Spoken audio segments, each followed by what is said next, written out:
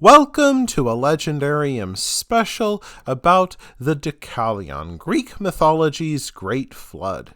In this installment, we will talk about the sacred history of the Greeks and why Zeus chose to punish humanity with a terrible flood. Many of us know about the book of Genesis, which describes God sending a flood which washes away a corrupt and sinful humanity.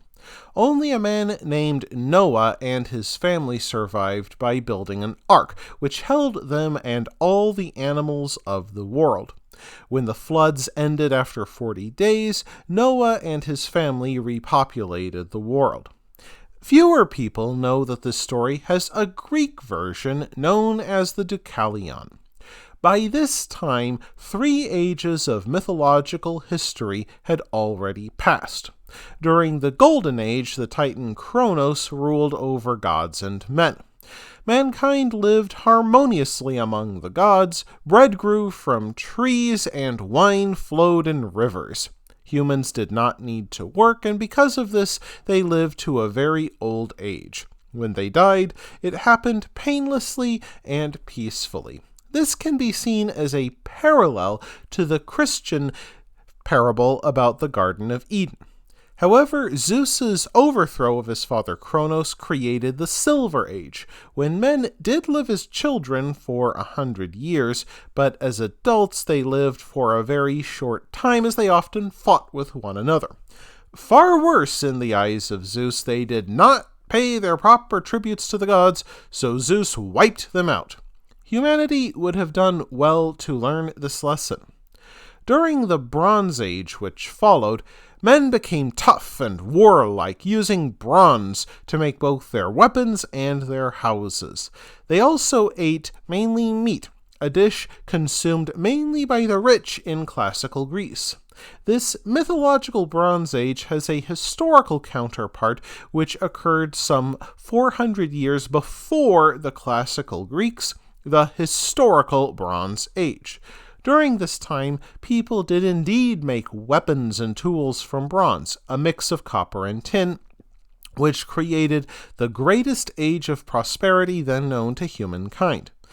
This Bronze Age ended with the sudden and horrifying Bronze Age collapse, and the mythological Bronze Age ended in a similar cataclysm. Zeus, the king of the Greek gods, heard rumors of the evil doings of humans. He descended to earth to learn the truth for himself. As Zeus often did, he disguised himself as a poor man so he could see how the people treated him. The people saw omens of Zeus coming to earth like the flight of eagles and thunderstorms in broad daylight. Stirred by the sights, the people wisely began to worship the stranger. Only one person doubted the poor man's divinity, King Lycaon of Arcadia. According to myth, King Lycaon had many wives, including the naiad nymphs, Silene, and Nonacris. These many wives would give birth to 50 sons for King Lycaon, who traveled across the region and founded many towns located throughout Arcadia. Historic Greek cities used this tale to connect themselves to the great kings of the mythic past and explain their founding. King Lycaon decided to test the divinity of the stranger, and so the king and his sons arranged for a banquet. They invited the stranger that men called King of the Gods. For his test, Lycaon murdered a child captive named Nicotimus and ordered parts of his body roasted or boiled. The ancient Greeks viewed cannibalism as one of the most heinous crimes and sacrileges that one could commit, and a sure sign that somebody would soon receive a comeuppance. A furious Zeus recognized the offer of human flesh and overturned the serving table. Jupiter returned to a council of the gods where he announced his intention to destroy the whole human race. He did so because he saw Lycaon as part of the whole corrupt and evil lot of them. After all, in ancient Greek thinking, the moral health of the king reflected the moral health of the state. For the beginning of this destruction, Zeus sent a thunderbolt to destroy Lycaon's house. And as Lycaon and his sons fled, Zeus transformed them into wolves, perhaps making them the first werewolves in the Western tradition. After punishing Lycaon, Zeus declared he would bring about a flood.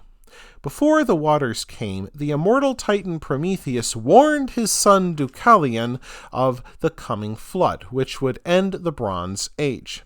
In Greek legend, Deucalion reigned as king of Phthia in Thessaly and was husband of Queen Pyrrha. In Greek, Deucalion's name meant son of forethought, and Pyrrha's name meant daughter of afterthought.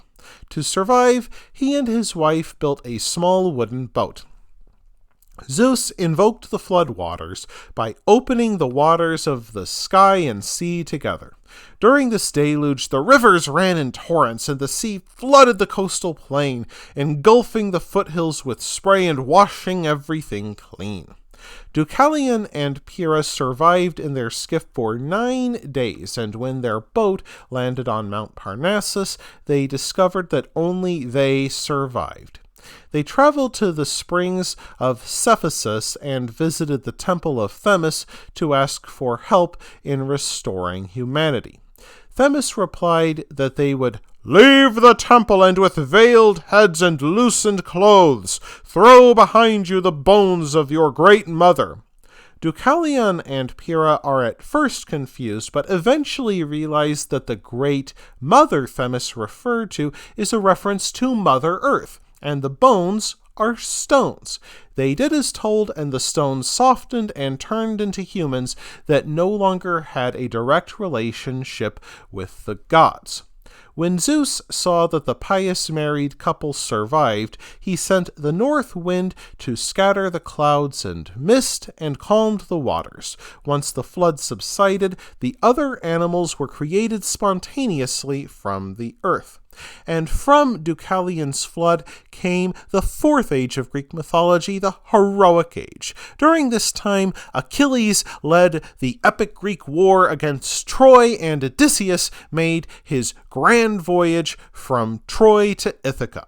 That wraps things up for this episode of The Legendarium. I hope you enjoyed it. If you did, press like. If you want to see more, press subscribe. And if you've got anything to say, let me know in the comments section. Thanks again for joining me, and I hope that you have a great rest of the day.